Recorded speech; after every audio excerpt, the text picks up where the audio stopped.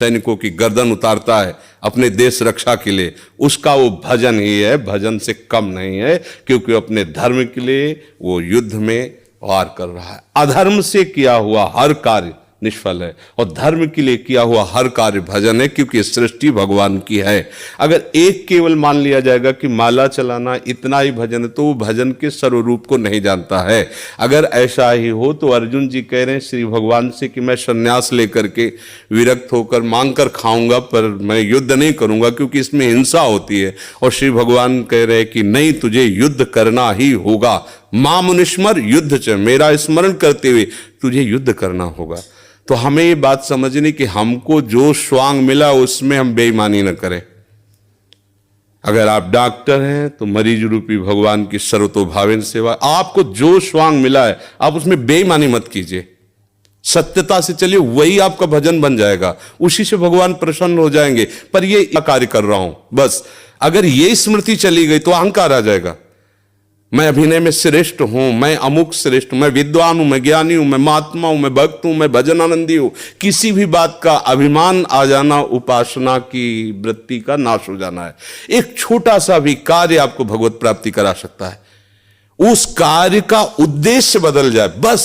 हम समझते हैं माला जपना ही केवल भजन। बात सुन, एक आदमी बहुत हिंसा प्रवृत्ति का था, चोर था, और हिंसा में उसको सुख मिलता था। जैसे अलग अलग, वो इतना तमोगुणी था, जब किसी को काटता और तड़पता तो उसे सुख मिलता था।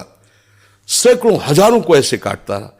एक दिन एक महात्मा उसकी मार्ग से जा रहे थे, मिल गए, उसने उनको भी वैसे ही प्रताड़ित करना चाहा। तो भगवत प्राप्त महात्मा थे, उन्होंने कहा कि बच्चा, इससे तुमको क्या मिलता है? तो संतों के दर्शन से, संभाषण से अंतःकरण की मलिनता का नाश होता है। यदि अभिमान त्याग कर संतों के पास जाया जाए तो एक एक कदम यज्ञ के समान होता है। संत दरस को चालिए तज माया अभिमान। जो भगवान में वास्तविक रमण करने वाले महापुरुष हैं, उनका प्रभाव होता है। उस पापात्मा जीव की हिम्मत नहीं हो रही थी उनकी तरफ देखने की। उनका बेटा तुम ये सब क्यों करते हो? तो उन्होंने कहा सुख के लिए करता हूं, संपत्ति छीनता हूं, मारता हूं। इसे बोले अभी तुम सुख की पहचान ही नहीं जानते हो, किसे सुख कहते हैं? तो उनका फिर मुझे बताइए आप सुख किसे कहते हैं? तो बोले हमारी बात तुम्हें तभी समझ में आएगी तब तुम निष्पाप हो गए। भजन मोहिते ही भावन। बोले महाराज क्या करूं जिससे मैं निष्पाप हो जाऊं? तो उनका हमारे भारत में पवित्र देश है, उनमें आप भ्रमण करो, अवगाहन करो, तुम पवित्र हो जाओगे। निष्पाप करने के लिए हमारे बहुत से तीर्थ हैं भारत में, तीर्थपाद प्रभु ने उनको प्रकट किया है।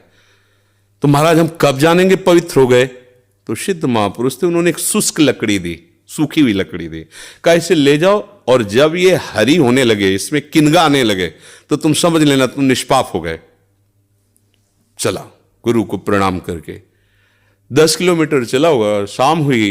एक वृक्ष बड़ा था, उसके नीचे रुका। गांव में रहने का स्वभाव उसका नहीं था, और उसमें 4-5 चोर बैठे हुए थे, और वो नीचे जड़ में ऐसे जाके बैठ गया। रात्रि व्यतीत हो तो तीर्थयाटन को जाएंगे।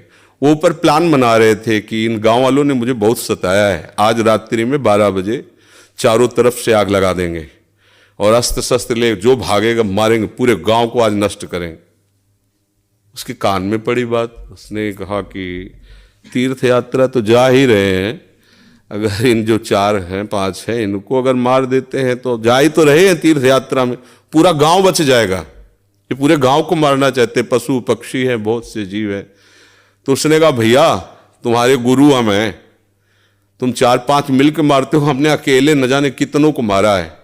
आओ हम तुम्हें सलाह बताते हैं कैसे पूरे गांव को नष्ट करना है। तो चारों कूद थोड़ी पड़ेंगे, एक ही एक आएगा। चारों को हम मार दिया।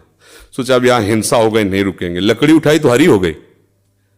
उनका गुरुजी ने कहा था जहां हरी हो जाए वापस चला गया।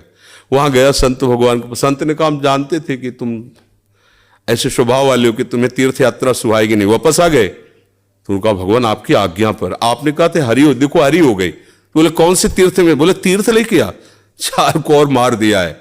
बोले बताइए कैसे? उन्होंने बोले देखो बेटा, पहले स्वार्थ के उद्देश्य से मारते थे तो पाप हुआ, लेकिन पूरे नगर के बचाने के लिए 4 को मारा आपने। उद्देश्य आपका दूसरों के सुख के, इसलिए मारना ये आपको तीर्थयाटन से भी अधिक पवित्र करने वाला हो गया। क्रिया वही, उद्देश्य परिवर्तन।